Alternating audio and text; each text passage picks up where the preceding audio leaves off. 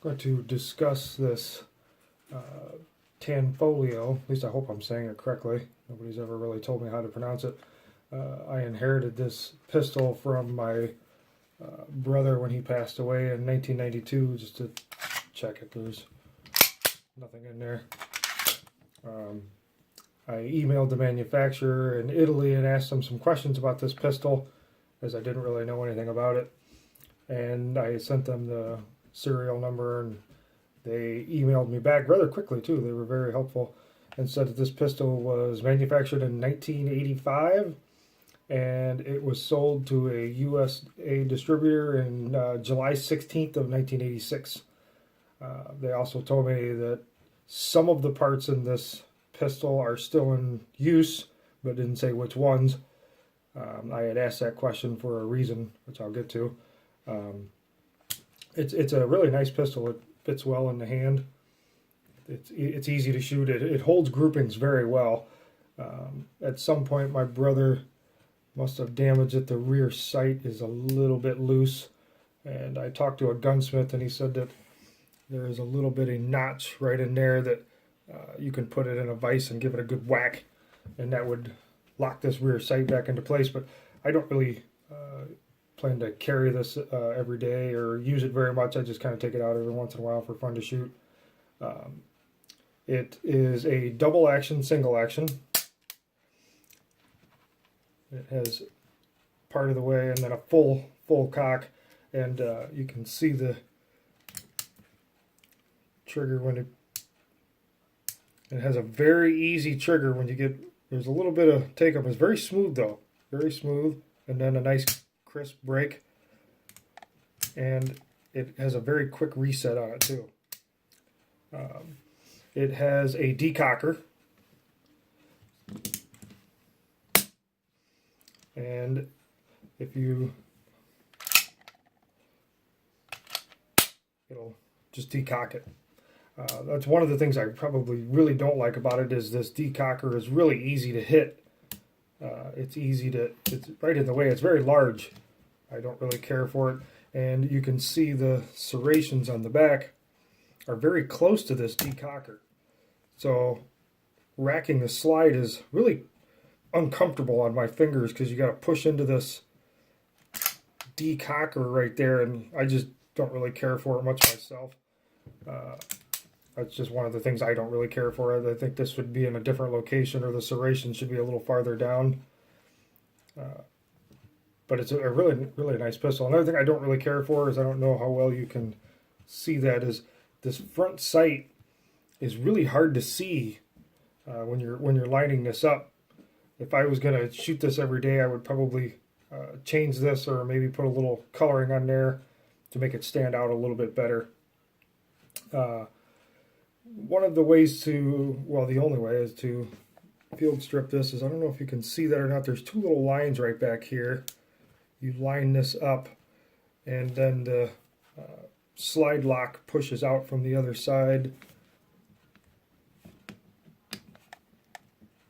If I could get that.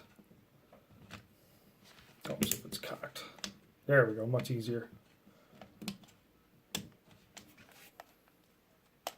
And that just comes out, and that comes off.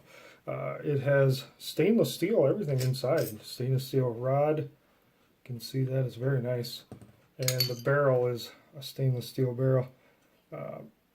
One of the problems that my brother had with this pistol, and I had some problems too when I first took it out and was shooting it, is a lot of failure to feed and double feeds. And I suspect it might have something to do with this little chip right on the feed ramp.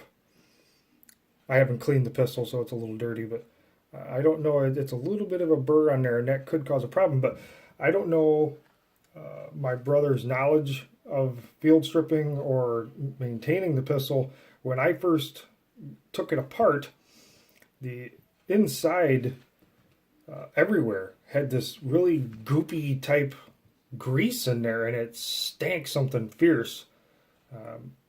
So I had a lot of double feeds and failure to feeds. I'd say probably 3 per mag, and the mag holds, I think it's 15. I think it's a 15 round mag. I would get 3 failures and 3 doubles in just about every magazine. I took it apart and I cleaned it as best I could and got a lot of that goop out of there, and it did seem to function better the second time I shot it. It still had a couple of misfire or double feeds and failure to feeds, so I cleaned it again after shooting it. And this last time I shot it, I had no double feeds, but I had, I think I shot 4 magazines. I had 2 failure to feeds, which I thought was an improvement. And that could be from this little burr on the feed ramp. It's very, very small. If I was going to keep the gun, I would probably try to look into that. I wouldn't trust my life with this pistol in its current condition, just because of the unreliability of the feeding. But it's still it's a lot of fun to shoot. It holds tremendous grouping, even with the minor issues that I had with it. It still holds fantastic groups.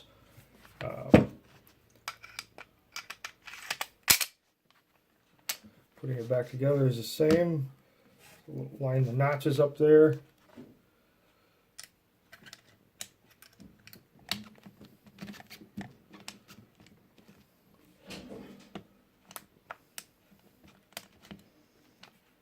Come on, go back in there.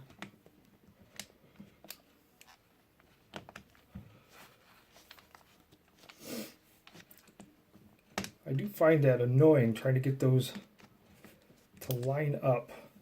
Oh, take the magazine out. That's what it is. See, I found when you take them, putting it back together, it goes back much easier with that magazine out. It's back together. Like I said, I do like the stainless. You can see the stainless sticking out there.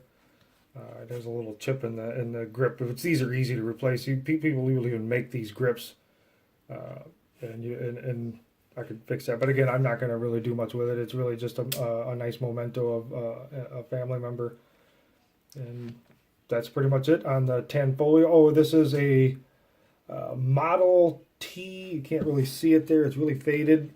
Model TA90 from Tanfoglio. And that's it.